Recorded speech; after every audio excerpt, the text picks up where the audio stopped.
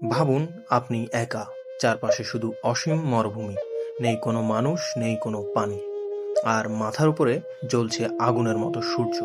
প্রথম কয়েক ঘন্টায় আপনি ভাববেন সব ঠিক আছে।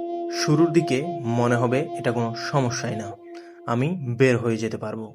কিন্তু ধীরে ধীরে আপনার শরীর ঘামতে শুরু করবে, আর অজান্তেই আপনার শরীর থেকে পানি কমতে থাকবে। কয়েক ঘন্টা পর পানির জন্য মরিয়া হয়ে উঠবেন। আপনার ঠোঁট শুকিয়ে যাবে, গলা এতটাই শুকিয়ে যাবে যে কথা বলাও কঠিন হয়ে পড়বে। তখন আপনার মাথায় একটাই চিন্তা, পানি আর পানি। কিন্তু যত হাঁটবেন ততই শরীর দুর্বল হয়ে পড়বে। আপনার চোখ আপনাকেই ধোঁকা দেবে। হঠাৎ দূরে মনে হবে ওই তো পানি, একটা লেক। আপনি দ্রুত সেদিকে এগোবেন, কিন্তু কাছে গিয়ে দেখবেন ওটা শুধুই মরীচিকা, শুধু বালু আর কিছুই না। এখান থেকেই শুরু হয় মানসিক ভেঙে পড়া। এরপর বাড়বে হিট স্ট্রোকের ঝুঁকি। সূর্যের তাপে আপনার শরীরের তাপমাত্রা বিপজ্জনকভাবে বেড়ে যাবে। আপনার মাথা ঘুরবে, চোখে ঝাপসা দেখবেন, আপনি দিক ভুলে যাবেন।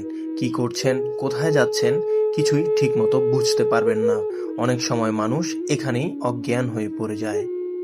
তারপর আসে রাত, এক নতুন বিপদ। দিনের প্রচণ্ড গরমের পর রাত নেমে আসে, আর হঠাৎ করেই চারপাশ হয়ে যায় বরফের মতো ঠান্ডা। আপনি কাঁপতে থাকবেন, আপনার শরীরের শক্তি একেবারে শেষ হয়ে যাবে। এরপর বলা যায়, যদি সময় মতো সাহায্য না আসে, তাহলে সাধারণত আপনি ধীরে ধীরে অজ্ঞান হয়ে যাবেন। আপনার শরীর কাজ করা বন্ধ করে দেবে, আর সেই বিশাল মরুভূমির মাঝেই সব কিছু শেষ হয়ে যেতে পারে।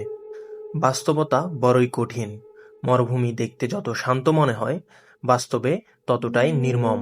একবার যদি হারিয়ে যায়, ফিরে আসা প্রায় অসম্ভব।